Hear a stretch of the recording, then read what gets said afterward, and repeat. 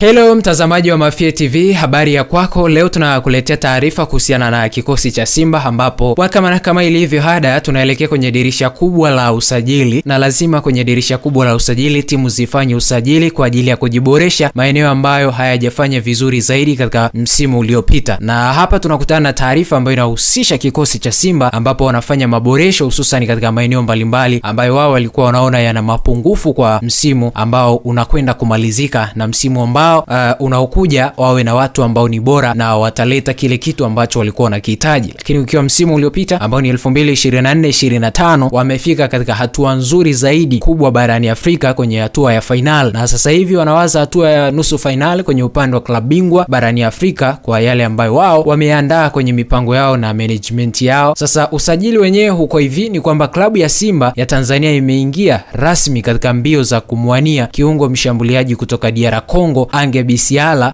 anayekipiga katika klabu ya Maniema Union, na taarifa zinaeleza kuwa wekundu hao wa Msimbazi wanataka kuimarisha safu yao ya ushambuliaji kwa kumleta Bisiala ambaye pia anaweza kucheza kama winga. Simba inataka kuongeza nguvu katika eneo la kiungo mshambuliaji ambao kwa sasa Jean Chazia wa amekuwa muhimili mkuu akiongoza katika kupachika mabao kwenye ligi kuu ya NBC Tanzania Bara akiwa na mabao 15 hadi sasa. Kwa mujibu wa taarifa kutoka ndani ya Simba, mazungumzo ya klabu ya Maniema tayari yameanza rasmi, na klabu hiyo ya Kongo imeweka bei ya mchezaji huyo kuwa ni dola za Kimarekani 1,000, dola za Kimarekani 150,000 sawa na shilingi milioni 390.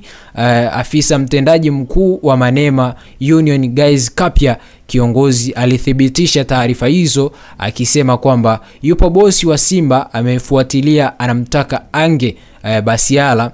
Tumewapa majibu yetu ya fedha ambazo wanatakiwa kulipa ili wamnunue na kufanya biashara. Wote wanamjua Age ni kiungo bora na sasa amekosa kucheza, anaweza kacheza kokote hapa Maniema. Bado ni mtoto wa nyumbani na bado tunamuhitaji, lakini kama itatokea ofa nzuri tutamuuza kwa klabu yoyote ambayo itafikia ofa ambayo sisi tumeiweka mezani. Kiongozi pia aliongeza kuwa Maniema ina historia ya kuuza wachezaji kwenda Tanzania, hivyo hawatakuwa na tatizo kumruhusu Bisiala kutoka Msimbazi kutua Msimbazi kwa timu hizo zitafikia makubaliano. Uendapo timu hizo zikifikia makubaliano, basi winga huyu kutokea Jamhuri ya Kidemokrasia ya Kongo tutamuona akisakata kabumbu katika ardhi ya mipaka ya Tanzania. Iwapo dalili